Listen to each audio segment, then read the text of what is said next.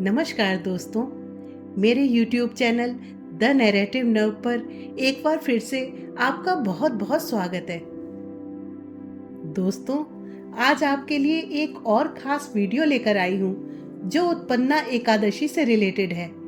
इसमें एकादशी को लेकर आपके मन में उठ रहे सारे सवालों के जवाब हैं, जैसे उत्पन्ना एकादशी कब है, व्रत रखने का शुभ योग कौन सा है, मुहूर्त और पारण समय क्या है, उत्पन्ना एकादशी का व्रत और पूजा कैसे करें, उत्पन्ना एकादशी का क्या महत्व है।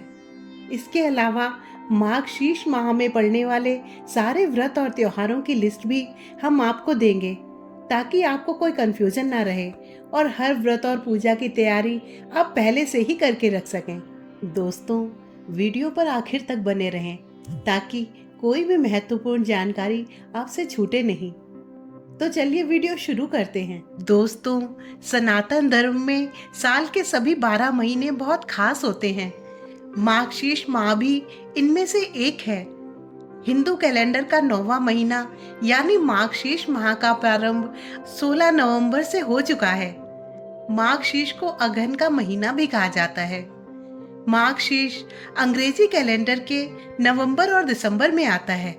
उत्पन्ना एकादशी का व्रत माघ शीर्ष माह के कृष्ण पक्ष की एकादशी तिथि को रखते हैं।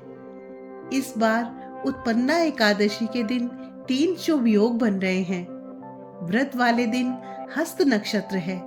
इस दिन व्रत रखकर भगवान विष्णु और देवी एकादशी की पूजा करने का विधान है। धार्मिक मान्यताओं के अनुसार इस तिथि को देवी एकादशी की उत्पत्ति हुई थी, इसलिए इसे उत्पन्ना एकादशी कहते हैं।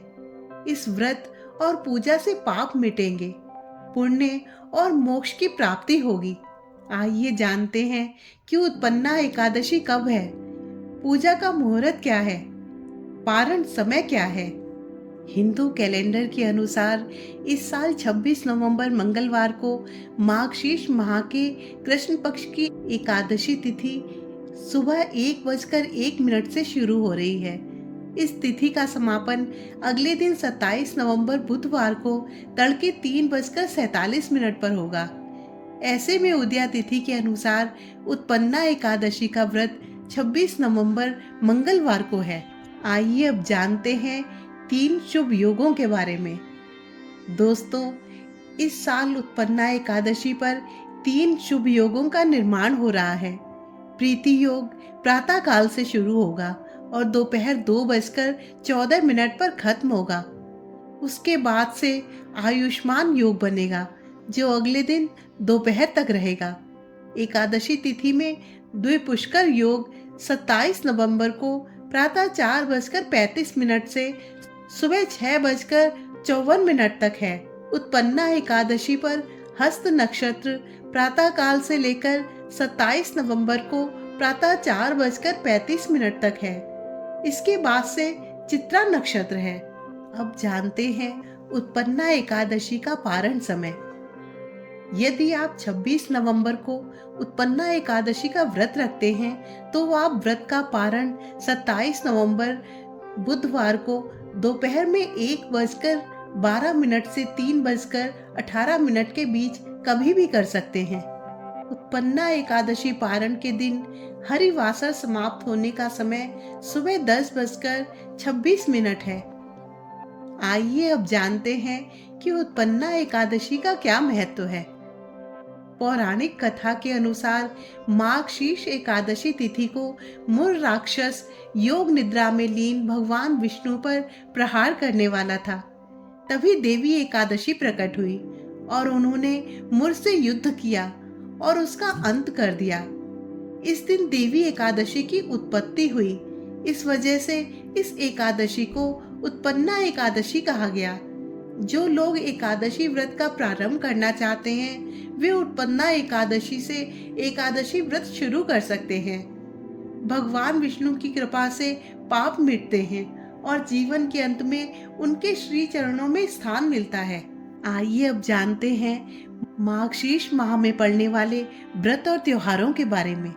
ज्योतिषाचार्य के मुताबिक 16 नवंबर से शुरू हो रहे मार्गशीर्ष माह का समापन 15 दिसंबर दिन रविवार को होगा।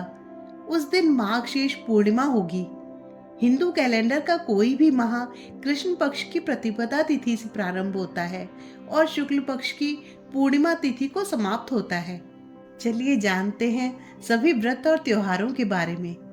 16 नवंबर 2024 वृश्चिक संक्रांति, 18 नवंबर 2024 गणाधिप संकष्टी चतुर्थी, 22 नवंबर काल भैरव जयंती, 23 नवंबर कालाष्टमी, 26 नवंबर उत्पन्ना एकादशी, 28 नवंबर प्रदोष व्रत, 29 नवंबर मासिक शिवरात्रि, 30 नवंबर दर्श अमावस्या, 6 दिसंबर को होगी विवाह पंचमी, 7 दिसंबर चंपा षष्ठी, 8 दिसंबर भानु सप्तमी, 11 दिसंबर गीता जयंती और मोक्षदा एकादशी, 12 दिसंबर मत्स्य द्वादशी, 13 दिसंबर प्रदोष व्रत, 14 दिसंबर दत्तात्रेय जयंती, 15 दिसंबर